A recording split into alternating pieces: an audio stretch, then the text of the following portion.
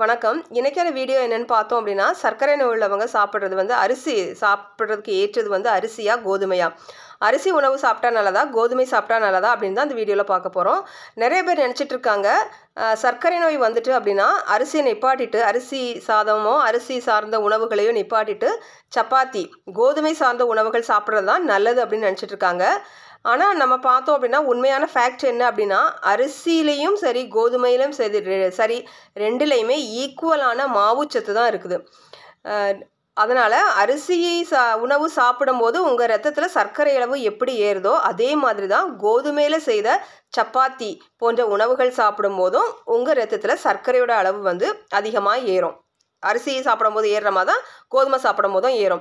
இதுலேயும் கோதுமையை நம்ம எப்படி சாப்பிட்றோம், கோதுமையில் உள்ள நார்ச்சத்தெல்லாம் எடுத்துட்டு அரைச்சி மாவாக்கி சப்பாத்தியாக செய்து சாப்பிட்றோம்.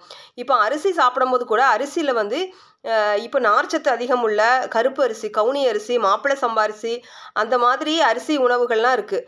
ஆனால் கோதுமையில் பார்த்தீங்க அப்படின்னா நம்ம சப்பாத்தியாக தான் சாப்பிட்றோம்.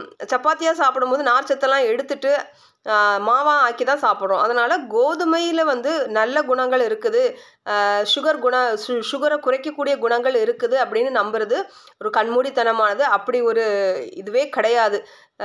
அரிசியில் உள்ள கார்போஹைட்ரேட் மாதிரி தான் கோதுமையிலையும் இருக்குது.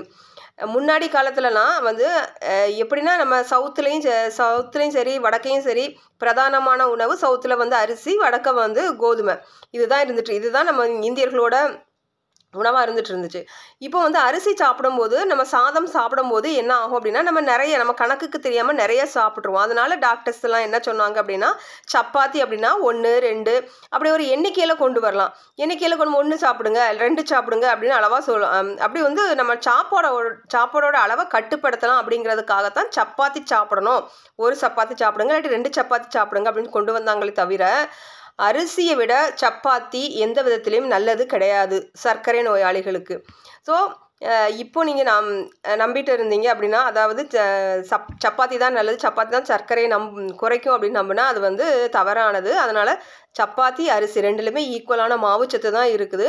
இன்னொன்று, நீங்கள் கண்டிப்பாக அந்த சப்பாத்தி அரிசி தான் சாப்பிடணும் அப்படின்னு ஒரு கட்டாயத்தில் இருக்கும்போது, அந்த அரிசி உணவு இட்லியோ ஏதோ டிஃபனாக எடுக்கும்போதோ இல்லாட்டி லஞ்சுக்கு எடுக்கும்போதோ 2 சப்பாத்தி இல்லாட்டி 2 இட்லி இது கூட, அப்படி இல்லைன்னா கொஞ்சமாக ஒரு கை சின்ன கிண்ண அளவு சாதம் இது எடுக்கும்போது அது கூட நிறைய நார்ச்சத்து உள்ள காய்கறிகள் எடுக்கணும்.